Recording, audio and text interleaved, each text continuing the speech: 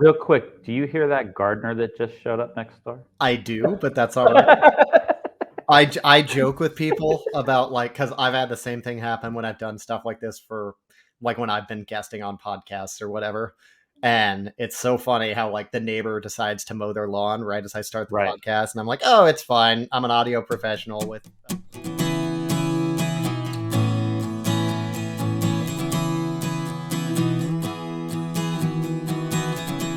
Yeah, so here with Steve Genewick. I met Steve at Capitol Records. Gosh, it must have been like 7 or 8 years ago now, which is crazy to think about. Steve, you've probably heard not just one, but several things he has been the engineer for in the past, whether it be at Capitol or East West, United, Sunset Sound.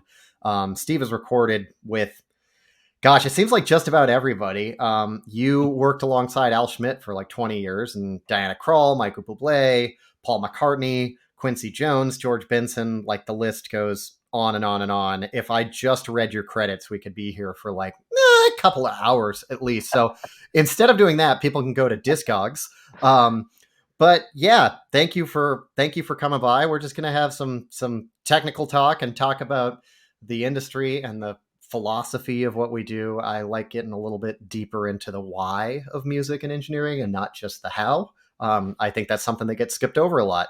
So on that note, you've been an engineer for at this point decades, and you've seen the evolution of the artist from like the pop star with a whole team of people behind them to people who are just doing everything and they have to wear pretty much every single hat to get by. Like, so what are some of the biggest changes you've seen when it comes to being a musical artist in 2024, the year of our Lord, versus when you started?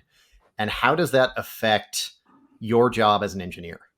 Well, the biggest change, I got my first job at a studio like 1991-ish, as a runner and an assistant and all that. And, since then to now, the biggest change is obviously the home studio and the availability of quality equipment and stuff like that. So, 25, 30 years ago, if you wanted to make a record, you had to go to a studio for the most part. I mean, there were people who had quote unquote home studios, but they were, you still had to have a console and a tape machine and all that kind of stuff. It was, it was pretty significant. And now if you have a laptop, you have a studio. So, so that's the biggest evolution that I can see. And then obviously moving away from tape and tape-based things into DAWs and all that. But nobody tells Steve Albini. Yeah. Look, use what you want to use. I don't care. I agree. I don't ever want to use tape again. I'm over it. I've done it. I know how to do it. I don't have to prove myself. I know what's good. I know what's bad. It's fine. I'm perfectly happy with the computer. And I can make decisions. So like, I don't need a billion takes, but if I have them, if I got it, I have them.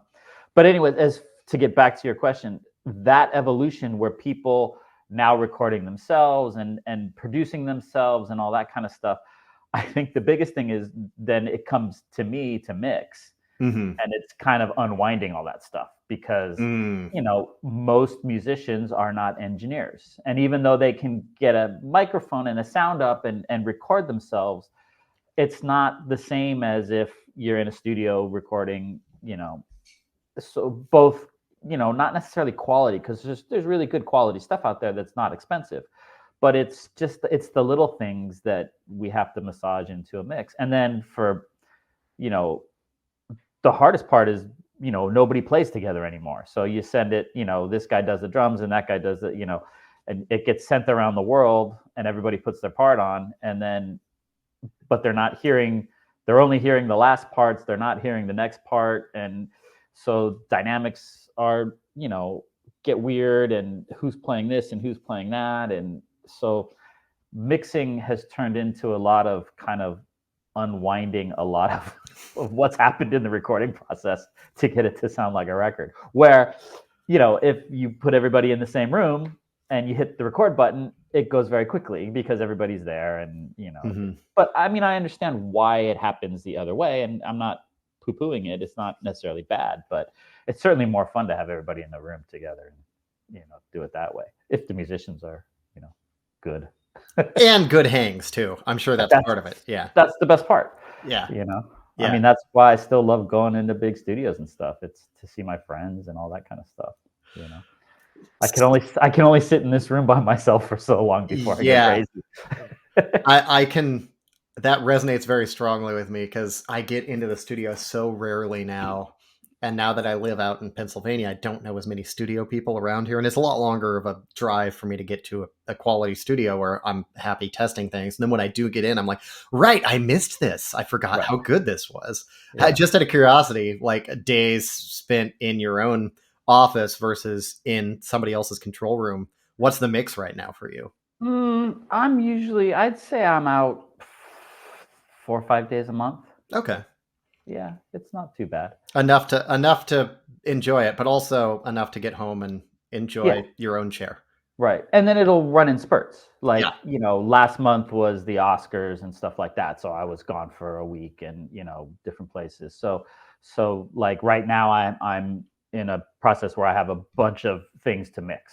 So I'll be Mhm. home, basically be home for the next couple. I have one or, a day here, a day there kind of thing. But so it runs in spurts. Yeah. Like the work runs in spurts. Right now, I'm doing a ton of Atmos work, which Mhm. is a thing for me. But I haven't done a ton of Atmos work for the last few months. So for me, it's great. I love doing different kinds of stuff and different things, and it keeps me not falling asleep. Basically, keeps my Speak interest up. Yeah. Speaking of Atmos, I am curious about that, and I'm sure you've heard this question a million times because when I first met you, when I first brought a mic down to Capitol for you guys to check out, you were in their new Atmos room with Yeah. all your million PMC speakers around you, Mhm.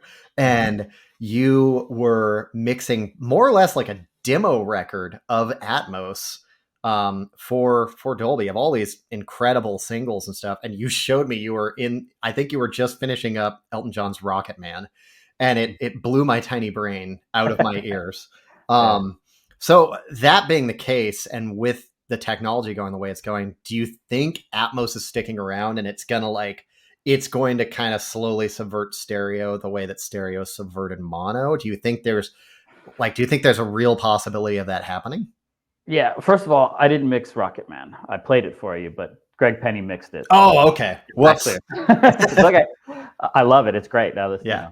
still the benchmark Atmos mix. To answer your question, I know from the very beginning that's been the idea is Mhm. that there's one mix that goes everywhere Mhm. because the beauty of Atmos is it's scalable. So, I do a mix in speakers, but it also goes to headphones and I can hit a button and it's a 2.0 stereo mix or a 5.1 mix or Mhm. it ports itself to the different formats and because it's an object based thing and because it does it with algorithms and not just fold downs and that kind of stuff, it actually works really well. So the idea with the and again at the time I worked for the record company, so I was involved on the record company level, that the goal has always been to get to a point where it's just Atmos and that ports into all the streaming services and everything else. So to answer your question, for right now, where we sit in 2024, there's a lot of really big companies sinking a lot of really big money into this. So Mhm. I don't think it's going away anytime soon. And now you're gonna start seeing it in the cars, and the consumer stuff is starting to catch up. And Mhm. when we started this, we were purposely way ahead of the consumer. Yeah. That was the idea is we know this is coming. There were, I didn't know about it at the time, but there were deals in place with some of these consumer, aftermarket kind of things. So, and the streaming services and all that. But the idea was let's get the content first. And then rather than, the consumer market going, hey, we got this new system and us going, all right, now we got to mix 4,000 songs in a week because they have this new system. The idea was we're going to make the content now. Okay, consumer devices, you have to figure out how to play what we're doing, Got it. which is kind of a cool way to do it if you think Mhm. about it. And we're still early days of it. I've been at it for since 2017, and I Mhm. was the first one. So to do music only, I mean, the movie guys have been doing it for a long time, but Hmm. and that's the other thing. Once, it's primarily still a music or a movie format. Hmm. That's where it's used mostly. Um, and now the video games are starting to catch up a Hmm. bit, because again, video games, they're like kind of like movies. They take a long time to develop. Hmm. It takes 5-6 years to develop a new video game. So they're gonna be catching up. Like I mix music for one video game now that I've been doing for a while, a game called Apex Legend, Hmm. and that we do in 7.1. Hmm. But that team we're talking about the next game, and that game we're trying to make sure that it's in Atmos. So, Gotcha. so I think it's going to stick around. I And then like Netflix, Amazon, they all stream Dolby Atmos, Apple, Mhm. so for films and stuff like that. Yeah. I mean, I think anything that gives artists like the ability to do more creative expression, I don't think is necessarily a bad thing. I do remember when they tried to push like 5.1 on DVDs for a little bit, and that didn't ever really seem to pick up any serious momentum. Yeah, the other thing about that is, the technology's better now. Hmm. We have stuff like Bluetooth, wireless speakers, Hmm. all that kind of better streaming. So yeah, that was a little bit of a neat, the 5.1 thing. It was really cool if you had a really good system and you were sitting in the right place and your system was set up and calibrated properly. And, not many people had that. Yeah. And Yeah. then they kind of screwed up the marketing because everybody was told, oh, this is high resolution DVD audio and you have to have this and that. And they never said, but if you put the disc in, it'll play on your movie system. It won't play at 96K, but it'll play at 48. And, Yeah. and they kind of forgot to tell people that. So Yeah. most people had it in their little home theater things, but didn't know it. Yeah. So The yeah, consumer technology on the Atmos side is really interesting too. I remember seeing the demos of like the sound bar that would bounce stuff off the wall behind you to try and create the facsimile of rear speakers without needing rear speakers, which right. the psychoacoustics and stuff that they're putting into the Dolby Atmos thing, and the fact that, like you said, it's scalable is really, really interesting to me. Yeah, I mean, I have a sound bar in my family room in the back. I have the Sonos, so I actually have physical speakers behind me, but the rest of it bounces. And it depends on the room and system. Some systems work better than others, and again, it's early days, so they're going to get better and better. Mm-hmm. You're saying this isn't going to work so well in my drywall box that I'm talking to you from? Actually, the sound bars work better. Where the sound bars don't work well is in studios. Because of all the absorption and All the diffraction. studios are exactly, they're built to do a certain thing, and they're not built to bounce stuff off of ceilings. So I've been in some studios where unintentionally that's how they were built. That's true. Yeah, but I remember we put a sound bar at Capitol once, and it was like nothing came out. It was like, it's like you could hear it coming out of the sound bar, but it was like, yeah, there's nothing. And then we took it to the office or the lounge, and it was like, oh no, it's working fine.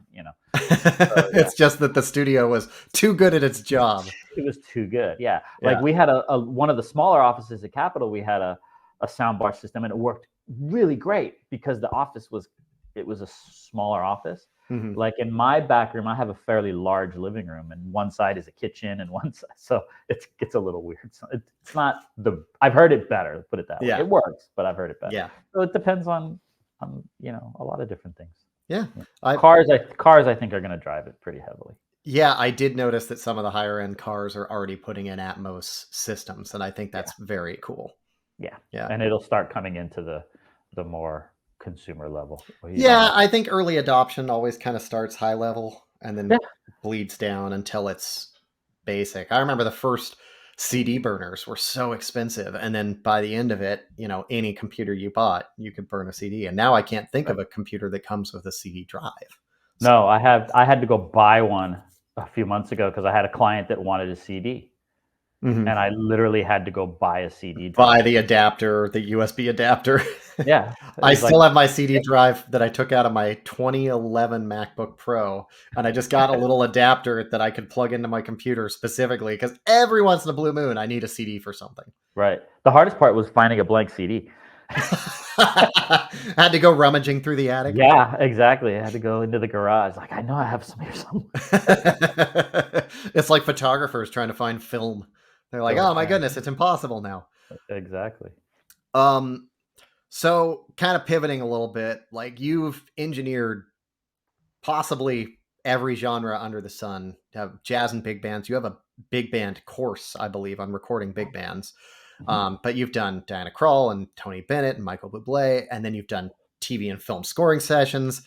You've done pop like Michael Jackson and Train, and then like rock and roll like Aerosmith. So you've really spanned the gamut of what's possible out there. Mhm. And I know so many engineers that are so locked into specific niches and genres. Um, what has kind of helped you stay flexible in your approach to engineering so many different styles? And what are some common like guidelines that do have a through line through that help you be successful in so many different genres? So the thing that spurned that and kept me in a lot of different genres was where I worked. Mm-hmm. Being a staff engineer at Capitol, that's what we did. We didn't do one thing there. We did tons of different things. So again, like you said, it could be a jazz record one day, and then the next day you're doing a movie score, and then the next day it's we're doing a live performance for the record company, but they want to stream it live, so let's do that. Um, you know, we're gonna put a band on the roof, a country artist on the roof. You're gonna do that. Um, which again, for me, I loved it. It's so much fun to Mm-hmm. do all these different things. Um, it's funny, you look at the credit list and, you know, sometimes that can be a little deceiving. It's like, people ask me all the time, you mentioned Aerosmith. It was like, what was it like working with Aerosmith? It was a 3-hour horn date for me. Mm-hmm. you know, I mean, they were there, but we were cutting horns, Mm-hmm. So again, it's a little like, it's not like I did an entire Aerosmith record, although I do stuff like that all the time. So again, I love doing the different things. The thing I learned is that they're not as different as you think.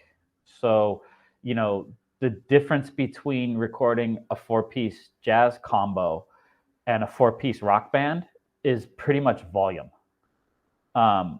It's The approach is somewhat similar. Now, with the jazz guys playing a little quieter, I can put them together and use the leakage a little bit differently. I maybe don't have to isolate amps and stuff like that.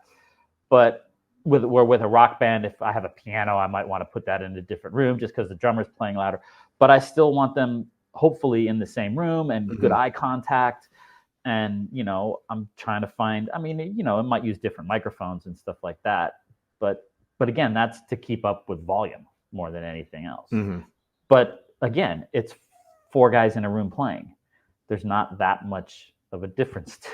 And when you think about it, it's really not. It's a matter of, are you isolating stuff or not isolating stuff? But my approach as an engineer is fairly similar. There may be little, I might compress the drums a little bit more on a rock thing or, stuff like that. But I'm not,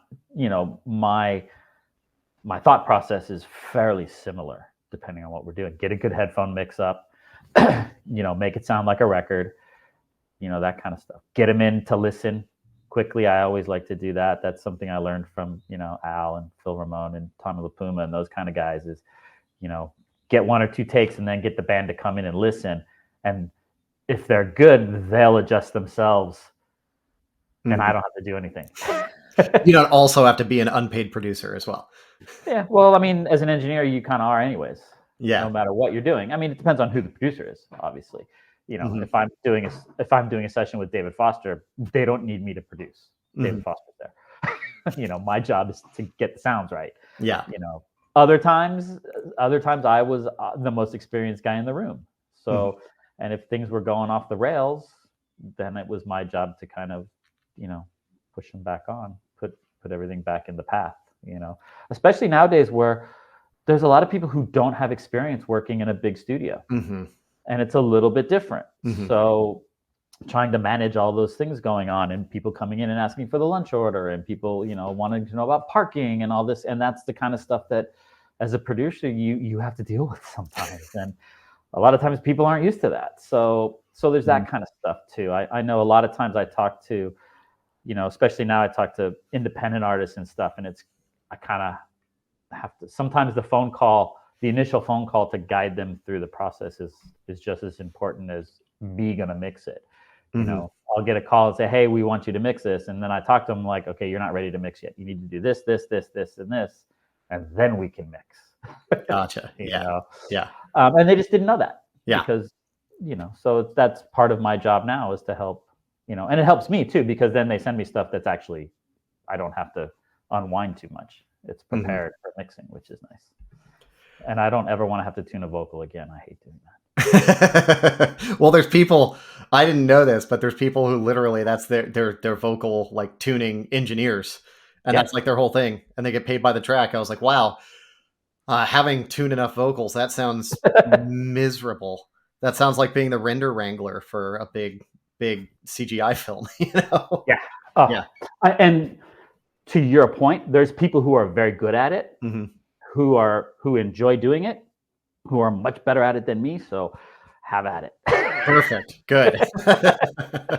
Delegation. It's it's a strong skill no matter where you're coming from. Exactly. Yeah. So switching over to mics a little bit, because you mentioned it in passing about using different mics. So you've worked with a bunch of really strong, iconic vocalists like Mariah Carey, or I think Mariah Carey's on your list. Josh Groban, Natalie Cole.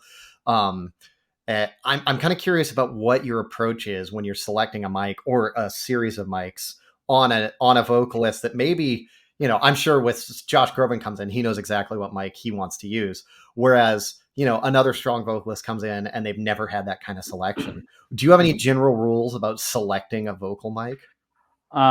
If it's somebody that's established and done this for a while, the first thing I do is ask, like, is there a mic that you've used in the past? Is there something you like? And a lot of times you'll get, what's the big round one with the thing? It's like, that's cool. And I get that, they don't have to know all the numbers. Other times, even the artist will be like, I want a U47 with a 1073 and this and that, and it's like, okay, they know exactly what they want. So obviously first thing I do is ask. And if maybe, it might not be the artist, it could be the producer, it could be their manager or whatever. So if you're working with established artists, some of them have a preference. If you're working with artists like that, sometimes it really doesn't matter all that much because they're going to sound great on anything you put them on. And let's face it, I was at Capitol for many years and, my choices were all quality choices. So nothing I put up was going to sound bad. So that's a luxury to have. And we had multiples of everything. So, it wasn't like, oh, the U47's being used next door, so we have to pick something else. It was like, no, we'll just go get another one. There's a bunch of them up there. So it's funny, at Capitol, everybody wanted to use the Sinatra mic. So it was the U47 was usually the first choice for everybody's vocal, which is never a bad thing. Although, as I recall, that wasn't your favorite U47 of the bunch that Capitol had. Well, first of all, they're all U48s. Oh, they're U48s. They're not 47s. Okay. Yeah, they're all 48s, which is just a pattern difference. Yeah, so it's figure 47 is cardioid and omni, and the 48 is cardioid and figure eight. That's really the only difference. And the ones at Capitol, they bought them new in the 50s and 60s, and I'm sure they've been modified, fixed and everything else. Rescanned, yada yada. Yeah, I don't know what tubes are in those things, but they all sounded good. So, we had one, everybody had kind of their favorite ones, but if that one wasn't available, you just go grab another one. 67 is always kind of, it's usually a 47 or a 67 or a 251. Those are my go-tos. Once in a while, usually if you have one of those up and it's not really working, then you pull an M49. My favorite of the bunch is a fantastic mic. Yeah. But kind of overlooked sometimes. But that was always funny. Al and I used to joke about it all the time, like, this isn't working. Go get the M49.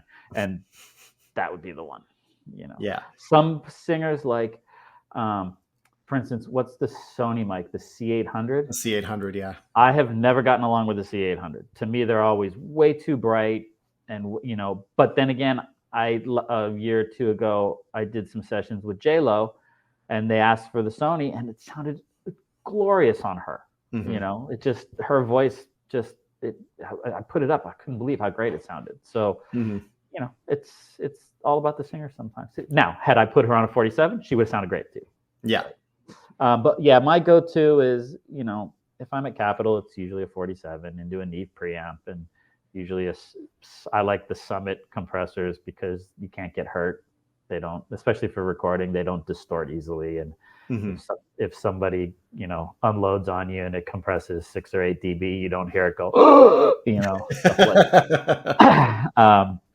The Fairchilds are great, but the Fairchilds are more of an EQ than a compressor. You feel like that at this point? Yeah, we always joke the Fairchild's my favorite EQ. A really good one, and it's true. They have just a sound. They have the mojo. Yeah. Yeah, and I'll use it in the mix. I use it in the mix, but it was tapping. Mm-hmm. If it compresses more than a couple dB, then we're hurting something bad. So Gotcha. And I'm still that way, and especially with vocals. And I'm all if I'm recording it, I'm writing that vocal to tape. Mm-hmm. I'm if you see me moving a fader when I'm recording, that's being recorded. So I'm learning the song, and I have a lyric sheet, and when they get loud, I pull it back, and when they get soft, I push it forward. And that's stuff I learned from working with guys like Al and Glenn Johns. And so you're actually doing to tape. You're doing fader writing. Absolutely, on a vocal tape. Wow. Mm-hmm. Yeah. And nowadays, when I get stuff to mix that hasn't been recorded like that, mm-hmm. Now people record into a DAW. Well, they put a compressor in the DAW, and that's what everybody hears. But they're actually recording it uncompressed. Mm-hmm. So by the time when I get it to mix, well, now I've got an uncompressed vocal, mm-hmm. which is fine. I'd rather have uncompressed than overcompressed. Yeah. So a lot of times, my first couple passes of vocal automation is with no processing, no nothing. Just going and I'll do a couple passes of fader rides mm-hmm. with the vocal, and then I'll convert that to clip gain. So now my recording is kind of more in a place where now my compressor isn't working overtime, and I don't have to automate thresholds and stuff like that. So it kind of puts it into that place where it a quote unquote proper recording would have been. And I assume that saves you time over automating everything in the compressor, which I think as an engineer is so critical. I don't think people appreciate time you spend correcting is less time to spend being creative. And I remember, and I was never a fantastic engineer by any means, but eventually demoitis sets in a little bit and you have to take a break for however long. Does that still happen with you? Have you found some magical psychological way to avoid that? No, I mean, It happens. It's ironically one of the most powerful things about mixing in the computer that a lot of people never ever use is save as. You can do save as and pull all your faders down and start over again, mm-hmm. and not feel like you lost everything. Command Shift S. Yeah. And nowadays, people don't that balance is in the computer, and they just go along overdubbing and doing this and that, and they never change the balances, and stuff gets lost, and you're not hearing that properly, and suddenly you send it out to a mixer, and as a mixer you send it back to the mix, and they're like, wow, I haven't heard that this way in a long time. And I'm thinking, well, I guess you've just been listening to a bad rough mix for however long. I forgot that percussion thing was in there. It's like, it used to be in the tape days, when you went to do an overdub, you had to get a quick balance. So the song got rebalanced every time you did an overdub, and you would find different things every time you did it. Like, oh, today the guitars are much louder and it sounds really cool. Or, today the drums are louder and wow, it's really moving air a different way. So you got to hear it a different way every time you did something, which was, to me, was kind of cool. Yeah. And I think in some ways that would kind of help avoid the demoitis, because you're not hearing the same rough mix again and again and again and again. Exactly. Yeah. Yeah. And you pull it up and it's exactly the same every time. You get used to that. I think you kind of led me into my next question. So I think humility is really important in the music industry, particularly when there's, I think, an often mistaken belief that everybody's a diva and that people are full of themselves in the music industry. And there's certainly people like that, but I think that's true in every single niche anywhere in any industry. So I always like to ask this question: what is a really ridiculous, maybe funny mistake that you've made that was humbling and reminded you, you're never done learning, and that you're always human. Right. Well, we used to have the saying, there were two kinds of engineers: those that have those that have erased master takes, and those that will. So, and I've done it. So yeah, that horrible feeling when you realize you're rolling over the master take from the last tune or whatever it is. Happened to me once. Oh, Yeah. Yeah, a lot of times you learn more from your mistakes than from your success. And as being, it's one thing about being an assistant engineer too, or being a runner working at bigger studios like that, or even small studios. But, I learned a lot watching other people make mistakes. So, I would watch something go down in a session and go, wow, I'm never going to do that, you know. And it could be a technical thing, or it could be an attitude thing, or it could be, somebody who talked too much to the wrong producer, or somebody, whatever, said something to an artist and, it didn't go over well. It could have been honest mistakes, but yeah, I would say I learned more from watching other people make mistakes in sessions. Than, I certainly have made my fair share of mistakes. Don't get me wrong. We've all done it. And I'm probably still doing it. But you learn, you live and you learn. And as an assistant or a runner, and even with like my assistants, like I don't mind. A mistake is a mistake. It happens. So like one of the first things Al told me when I started working with him was, if you make a mistake, just tell me about it, because right now we can probably fix it. But if the band goes home and the orchestra's not here, and 3 days later you tell me the left room mic wasn't recorded or something like that, well, we can't go back and fix that. So if you make a mistake, cop to it right away. Let's fix it, and move on. So, and I'm kind of, I have the same attitude with my assistants too. Like, just tell me, we'll get through it.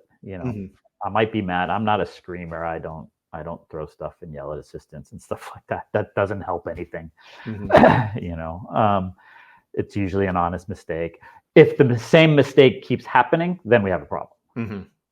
But yeah, you're going to make mistakes. You just got to learn from them. You ever made a mistake? Because I remember talking to another engineer, and he talked about, I was actually recording the wrong channel the whole time on a guitar amp, but it sounded amazing and ended up making it on the record. You have any stories like that of I did this thing accidentally and it ended up being really cool and we kept it?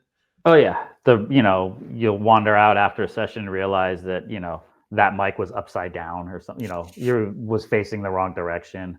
Both one of the room mics was out of whack, and you're like, oh, everybody was happy, so I guess. And it sounded good, which I think is the ultimate goal. Yeah. Are there things like that have made it into your repertoire of like, I did this one goofy thing and it stuck around? And maybe, yeah, I have to think about that. I don't know. Sometimes you can use it as like for fun stuff, like I remember, you always got to have some fun stuff. You got to have some fun. There's an engineer, Mugi Canazio, is a great Brazilian engineer. He's got a great sense of humor. And I was his assistant many, many years ago we were doing a drum tracking, tracking session. And he goes, I need one more 421, Steve, one more 421. So we go and get another 421. And he takes it and he mic'd like the cymbal stand. Like the mic was in a really weird place, like down low, but like pointing at the cymbal stand. And I was like, what? And I'm kind of looking and I'm waiting to see if like it's going to make sense. And I said, Moogie, what the hell's that for? He goes, that's just to see how long it takes for somebody to ask us what that's for. It wasn't plugged in. We never plugged it. We plugged it into the wall, but it didn't go anywhere. It didn't go anywhere. It wasn't on. Yeah. And like 8 hours later, somebody was like, Moogie, what the hell is this thing? And you go, see, 8 hours, Write it on the board. We're taking bets. We've got an over under.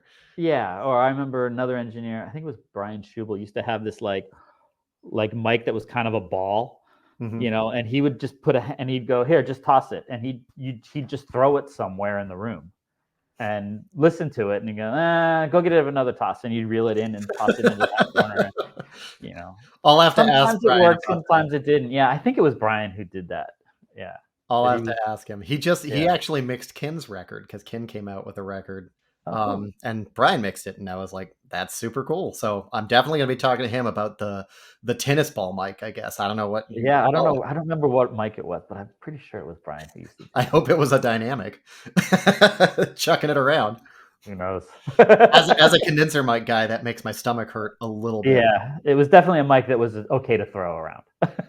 Gotcha. Yeah, You and I have yeah. talked. I'm very opposed to the mic drop, by the way. People are I like, think "Mic drop." I'm like, "Don't do that." I think mini engineers Yeah. generally are front of house engineers. It makes them queasy too. Yeah, it's bad. Um, I feel like you are a purveyor of I think to a degree underappreciated tools, and one of your favorites is stereo mics. Mhm. And what was your kind of first experience with stereo mics, and why do you find them so incredibly useful? I love stereo mics. But first experience was C24. Jeez, We like that's not yeah. My first experience driving was a Ferrari. Yeah, well, hey, if you work at the Ferrari factory, you're driving a Ferrari. I guess that's So, true. yeah, when I worked at Cherokee, we had a C24 and it was cool. And at Capitol, we had a couple of them. And I mean, first of all, they're great sounding mics. Hmm. You know, who doesn't want a pair of C12s essentially? Hmm. For me, you know what? Well, there was a couple things. One, I used to do a lot of like radio broadcast things at Capitol. Um, and and I could put that on like drum overheads or something, and I could be very confident that if it came out of the radio in mono, that it was still going to be cool because Hmm. obviously the phase correlation on a stereo mic like that is spot on because it's designed to be spot on. Hmm. So that was always great. The other thing, I mean, to be perfectly honest with you, they're so convenient because Hmm. it's one mic and you don't have to screw around trying to get the angles right and just put the thing up there. It sounds really great. So, just put it up there and use it. We had another one at Capitol, like an old Shure. I don't know if it was a dynamic, VP88. Was that the one? There are a couple old dynamic Yeah, it was kind of a mics. forward facing one. And that was cool on drums and stuff like that. So yeah, it was, to me, it was a handy way to get a stereo mic in a weird place usually, Mm. or to just throw one up in a room. Or again, we did a lot of stuff where we had video crews and stuff like that. So when you have a video crew around, the less stuff you give them to bump into, the better. Hmm. And it's one small microphone. I mean, it's C24. It's fairly small. It's skinny. So it's unobstructive to a camera, stuff like that. And then, but they still sound really good. Hmm. You know, the thing about the C24s that were tough is they're cumbersome because they have the connector with the thing on it, and Yes. you have to, like, depending on the model you have, if you want to use it in XY, you have to take the thing off and like turn the capsule thing. So they can be sometimes kind of difficult to maneuver. Hmm. Once you get them where you want them, they're great. Um, which is, not to sell your stuff, but Oh which is what no, definitely do it because I don't want to do it. I'm I, always uncomfortable. which is what I loved about when you brought down the stereo mic, Hmm. the 44S, and I was like, wow, this is really cool because I can maneuver. The shock mount's great. I can maneuver it around. I can throw it up where I want it. I'm not dragging in a huge power supply around, Yeah. stuff like that. To be honest, the reason I bought it in the first place was to use on percussion sessions, because a lot of times we'll do these big percussion sessions where we'll have, Luis Conte will come in, or Paulinho, or one of these guys, Hmm. and they just bring everything they have. And we just, start throwing up songs, and they go, okay, shaker on this. Okay, bongos on this, congas on this. And it's kind of a pain in the ass to have a million microphones out there. And Yeah. I realized I used to do it with the C24, but it was cumbersome. But with the Vanguard, I have one mic, or a pair, obviously it's Hmm. a stereo mic. And I can take that mic and just move it over whatever they're recording. So if I have congas, I put it over the congas. If they have a table thing and they're doing shaker stuff, I put it over there. If they, this is just one shaker, fine, I just use one side of it. And it's a great mic, and it just maneuvers around really easily. And since then, like, a couple of the percussion guys were like, I need to get one of those because that's really cool. You're right. It sounds great on the congas and it sounds great on the shaker. And it sounds, so it kind of eliminated the need for like the 8 percussion mics. I remember you told me, and this is one of my favorite like one of the things that made me very happy is you were like, I know it's a good mic because if I put it on something that sounds good, it sounds good. And if I put it on something that sounds bad, I generally don't like it at all. Sounds bad. Yeah. Yeah. Not the mic. Yeah, it's not the mic, it's the instrument. And I mean, I feel like a lot of engineers don't appreciate that. Like a new mic isn't going to fix my crappy vocals. And I'm specifically talking about my crappy vocals. Yeah. You know, Mine the same. yeah. There's a reason why I'm engineering and I'm not on the other side of the glass, right? Right. You also, I remember you were the first person to tell me stop using XY, start using Blumline. In a good room. And I went and I tried it and I was like, oh my goodness, you're taking that 90 degree, because XY, I remember doing XY over like a drum set and being like, yeah, but the space pair sounds, because it's got phase issues, and that's sort of like how we hear in stereo as human beings, and that's part of what makes it feel so wide. And I was like, Blumline is a great in between almost of that, where like you get more of the separation. So Can you talk a little bit about how you ended up finding that out and why you like it, even though I might have just spoiled it with the question? Well, no, I mean, I think I first encountered it, I want to say Armin Steiner, the great scoring engineer. He was the one who kind of turned me on to Blumline the first time, and I don't even remember what we were doing. But Armin he's really good at explaining stuff. And I remember he was like, yeah, Blumline, and told me about it and then showed me. And I was like, yeah, you're right. Like, especially with the C24s, because you could just flip the things really quickly. Mm-hmm. And I was like, yeah, wow. It's like the stereo imaging was a lot better in Blumline, because obviously you have the null. Mm-hmm. That null point is tighter on the two mics. So, and usually for what I'm doing with the stereo mics, a lot of time, it is a room kind of mic. It's nothing really close. If I'm doing like congas or something like that, like the percussion thing, then I might just keep it in two cardioids. Mm-hmm. If the closer you get to something, kind of sometimes you don't want the really wide separation. Mm-hmm. If it's really close. It depends on what it is. But yeah, I love Blumline because, like you said, you get that wider image or more defined image. Let's say that. Mm-hmm. Whereas if you go to the cardioid, sometimes then you can get, like I said, if it's like a piano or something like that, sometimes you don't want that, like you don't want a hole in the middle. So, and you do have that angle of incidence issue with large diaphragm capsules too, where you're going to start losing high end as you move at the angle a little bit, which may not be great in the middle range of a piano. Right. Yeah. And again, if you're in a big room, why not capture some of that room too? Mm-hmm.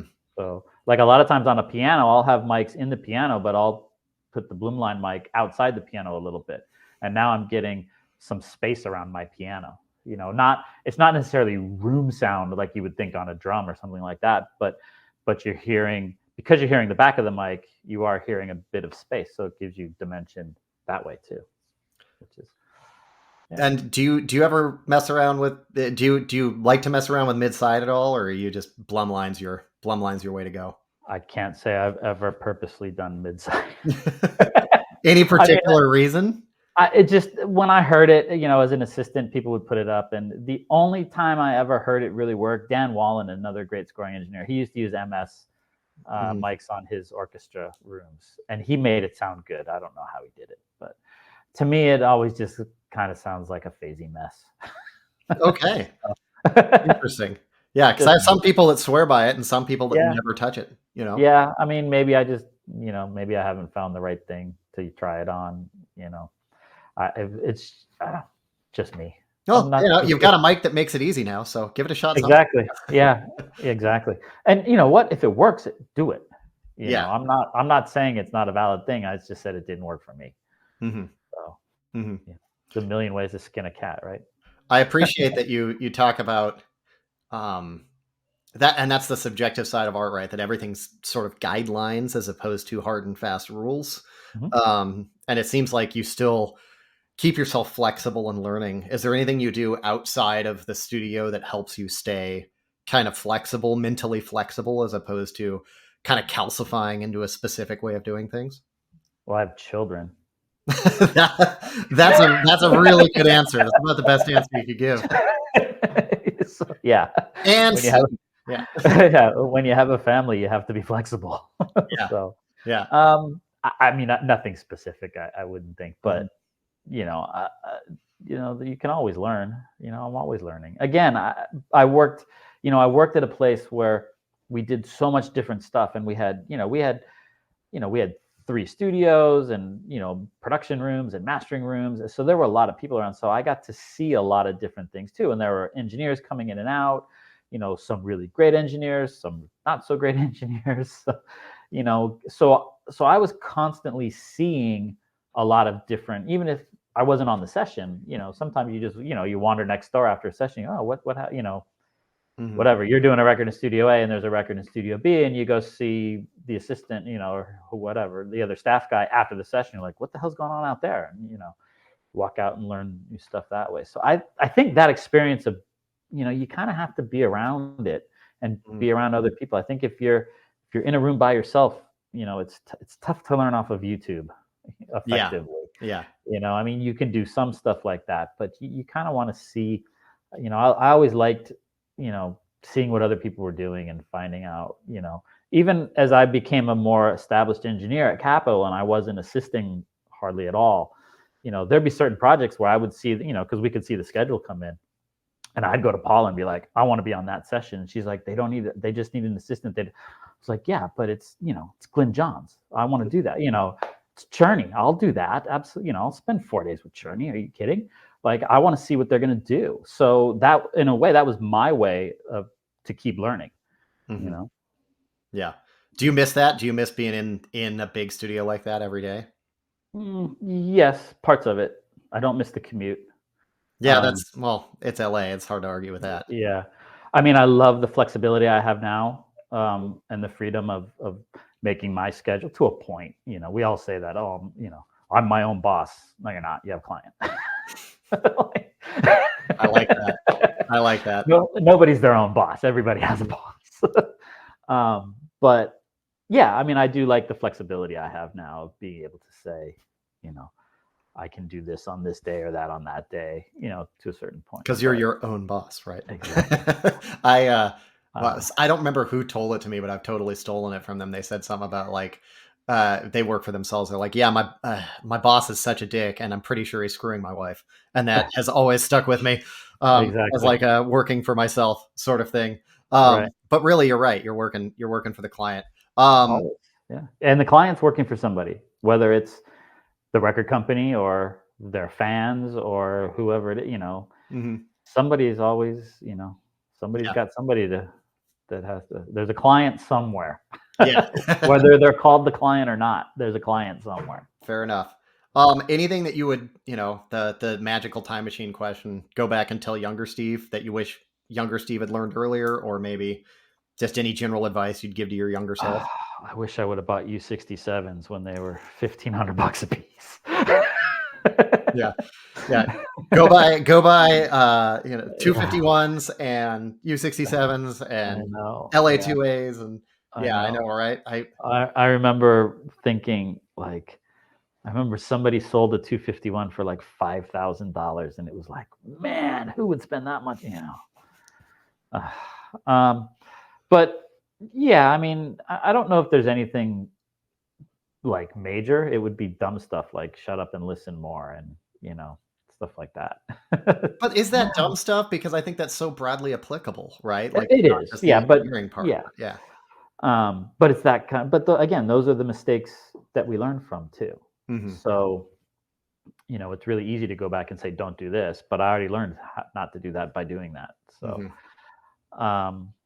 yeah, I can't say I'm that disappointed in the way my career has gone. I was when I started, the goal was always, you want to be the hotshot independent engineer with the racks of gear and all those, those were the guys that I was the assistant for in the 90s, and they were, the famous guys and all that. And, you want to do that. And then kind of the world changed, and home studios and more studios. And then it was like, well, now I'm glad I'm just, a lot of those guys suddenly weren't working, so at that point, being on staff was great. Yeah, steady work. Yeah, I every year somebody goes, "Oh man, I wish I could come to NAMM, but I'm working." I'm like, "No, no, no, no, no! Like you could be making money and not be at NAMM, or you could be at right. NAMM and spending money. What you're Yeah, doing is far better and better for your ears. So by all right. means, skip NAMM, go do Yeah. the gig." You know. I got so sick after NAMM this year. Oh, did you get the Namthrax real bad? Yeah, and my wife got it too. Yeah. Oh, I've been lucky the last few years. 2020 was January 2020. Like Ken went to the hospital during NAMM. He was so sick. Wow. Yeah. And all my buddies got miserably sick and I Well, managed to steer clear. and 2020, that was I have a feeling that was COVID as well. It very much could have been, and we just Yeah. didn't know it yet. Yeah, because But yeah, that was a it was miserable what, 3 months later that yeah, like it was literally like almost to the day, 2 months later. It was like, Yeah, yeah, we're not all doing anything for 2 years. We just don't know it's going to be 2 years yet. So exactly. yeah. And I talked to another friend like later that year during COVID, and he was like, "Yeah, I tested positive for antibodies for COVID." And I was like, "When were you sick?" He was like, "The only time I've been sick is the week after now." Yeah, and it totally could have been because Ken was in the hospital for like 5 days. I Yeah. think we had to move his flight back to Texas because he was like, "Yeah, Wow. I'm not ready to travel yet." Yeah. Yeah, it was 2020 was. I mean, it was the last big NAMM, and it was. Oh Right. my goodness, everybody got so sick. Yeah. Couple But other this quick, yeah. real And quick questions. yeah, Go ahead. it sucked because I missed all the Grammy stuff this year too. Because the Grammys were the week after NAMM, so I had to sit on the couch for all of it. Ah, that's a And bummer. that's just to me, that's just missing good parties. Yeah. Like, I mean, that's what NAMM and the Grammy it's like, I don't care about like, I don't go to NAMM to see gear. I don't care about Yeah. that. I go to NAMM to see my friends. Me and a couple other manufacturers are joking. Like we would pay the amount of money NAMM would they always ask us to spend if it was just the setup and teardown days where we could all, like bullshit and Yeah, have fun and have a yeah, beer on the show floor or afterwards or whatever. And then right, we could just skip the show. That'd be great. Like all the manufacturers, like, yeah, we'll pay like whatever, however many thousands of dollars NAMM wants this year. But do we have to see people to do it? Just right, randos? Can't we just yeah. see each other? We Uh, should have, like, the anti-NAMM where we just rent a space, everybody gets a booth, and it's just a couch and tables, and a bunch of and taps no people. Yeah, and yeah, and a bunch of an taps, open obviously. bar, and Yeah. you just walk around and see your friends. That has been one very different thing about NAMM is they've been much more relaxed on manufacturers having adult beverages or any beverages. I remember the first year I worked NAMM, I think was 2008 for a different company, and they wouldn't let us bring our own water in. We had to Yeah. buy the water at Anaheim. Well, So, don't tell that to PMC because they got shut down this year. oh, did they really? Oh, okay. That's a bummer. Well, like 200 people showed up for free drinks, and it was Okay, we can't ignore this anymore. This like is Candace was at the bar pouring drinks for people. It's a little out of control, but um, quick silent question. act. What is your least favorite cliche about studio work? Least favorite cliche. Mhm. Ah, can you make it warm? Yeah. I don't know. I think Bryce really likes that when people ask that. Yeah. Yeah. Saturation. That's the new word I hate these days. Saturation. Oh You boy. use You're not gonna like my saturation. next product then. Yeah. Well, just call it what it is. It's distortion, man. Yeah. Well, I'm actually calling it the THD. We're gonna Yeah. have a knob that allows you to tune in harmonic distortion on a Great. tube mic. So, Yeah. I mean, look, I use it. It's mhm. there. But a lot of times I get it just in the recording process, you Yeah. know. But we always joke, tape emulations and saturation, like all the stuff we've been trying, I spent the first part of my career trying to get rid of. Mhm. Now everybody wants it back. It's Mhm. like, ugh, okay, we like the noise. Great, fine. Here's your noise. Here's your plugin that emulates tape noise. Exactly, and wow and flutter, And like it's just a small guy behind the computer going, exactly, yeah. um, It was I that time like. when we realized that all the Waves plugins came with the noise turned on. Like, and I remember going through a mix one time, like, what is making that noise? And finding out it was a Waves plugin somewhere that had the noise The turned on. noise on. What is I won't say most favorite cliche, but what's your most favorite thing about studio work? Being live in a studio with a band and everything. I just love the energy of the recording process. It's about being around other people, watching the creativity. You know, I mean, there's something about watching a song just appear out of nowhere that's great. Um, you know, it's funny. I was talking to an artist on the phone yesterday, and we were talking about like that feeling when like it happens a lot in the jazz world because it's a little more improvised. But you know, you'll be listening and they'll be out there tracking, and you just have this feeling like this is so close to just completely falling apart. Like we're on the brink of disaster here, but it's so good, and that's why, because you can tell they're right on the brink of complete disaster. You know, so it to me, it's that energy of capturing, capturing that moment. You know, there's something about it when, and it could be a vocal overdub that one time that the artist just nails it, and suddenly the song comes to life and the lyrics mean something, and so, and then it's again, it's a social thing too. I like being around people, and I like to say, making records is a team sport. you know I like very few people can do it on their own 100%.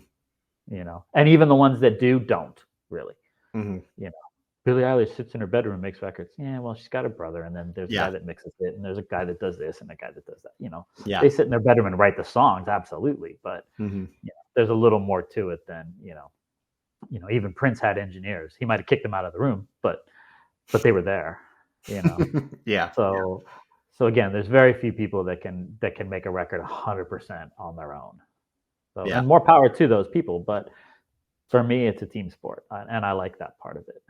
Makes a lot of sense. Last question for you. Let's make believe. Music industry goes away. AI ruins all our jobs. What does Steve do instead of music?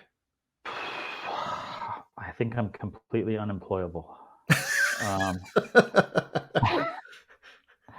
don't know. I've never done anything for the last 30 years. I don't know. I honestly don't know what I would do. Play golf. I'm not that good to make money at it, but I can spend money at it. Yeah, I have no idea what I would do if I couldn't do this. I mean, sure, I'd find something to do, but I don't know. The music and the blood cliche runs. I find that it's more often a truism than just an expression. Yeah, it's like I remember talking to my friend Nico one time, and he was like, "No, I'm gonna quit. This is it. I'm gonna go." And I was like, "No, you're not. You can't." I said, "You're a lifer. You can't."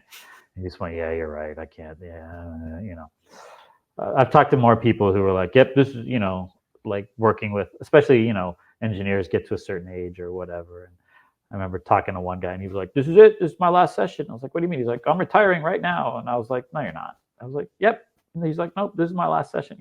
A month later, he was back, and I was like, "Oh, I thought you retired." He's like, "Yeah, well, this movie wanted to do." Yeah, that was like 8 or 10 years ago. He told me he was retiring. He's still working. Fair enough.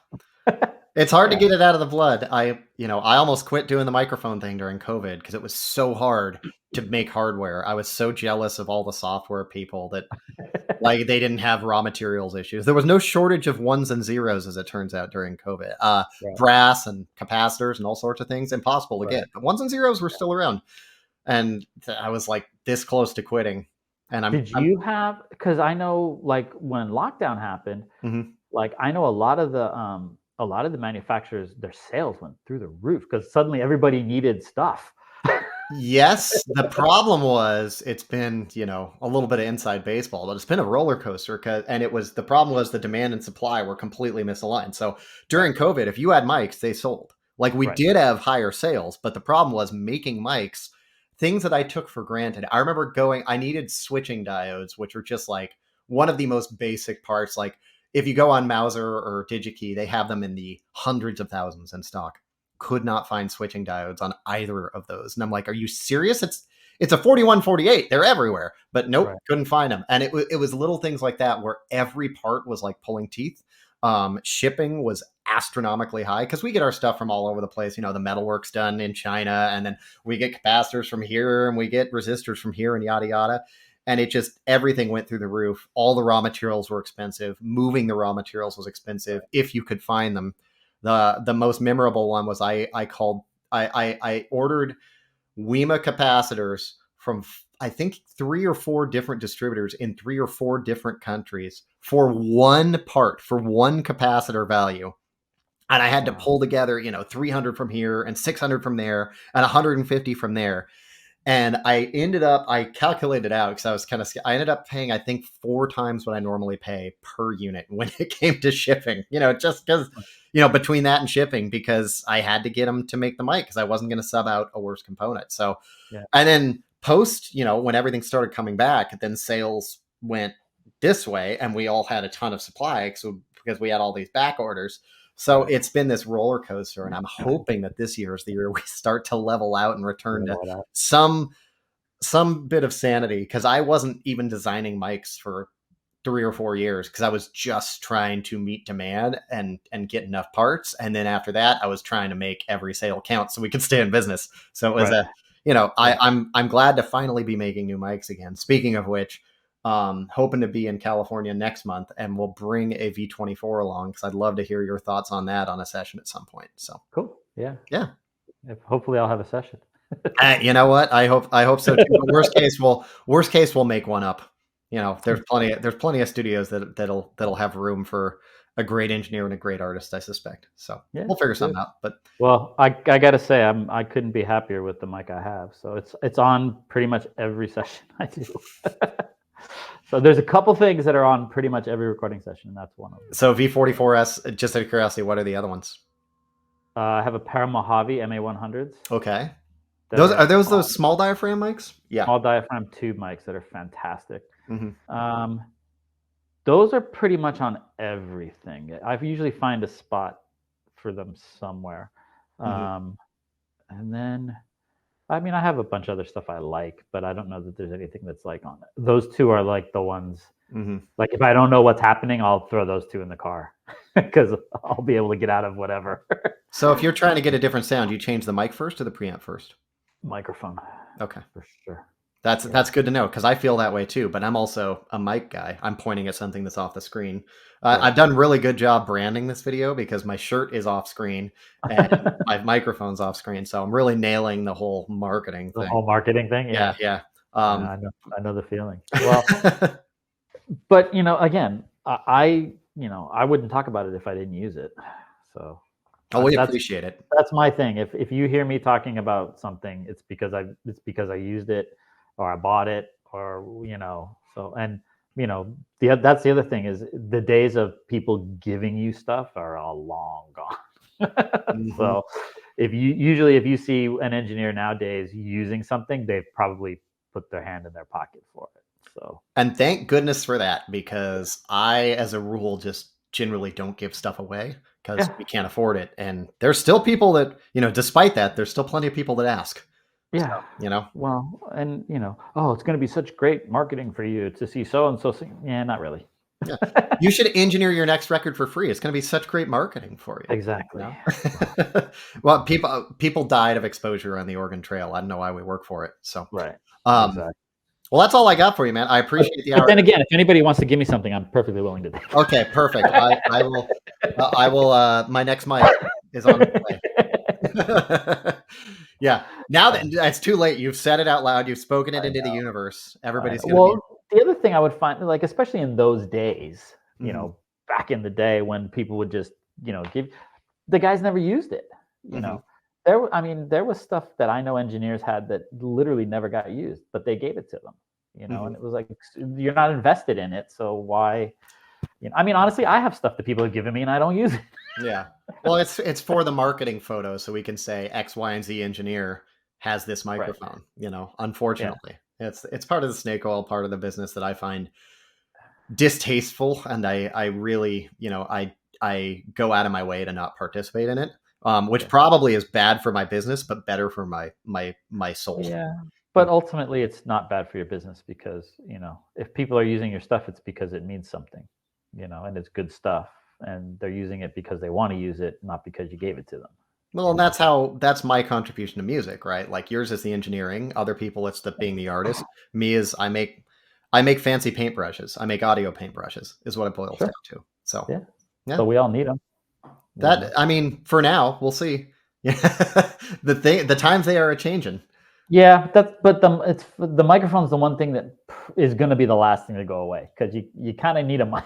You You need at need least something to one. turn mechanical energy into Yeah. electrical energy. I mean, there's plenty of records that have used literally one microphone because the only thing it was a microphone was the vocal.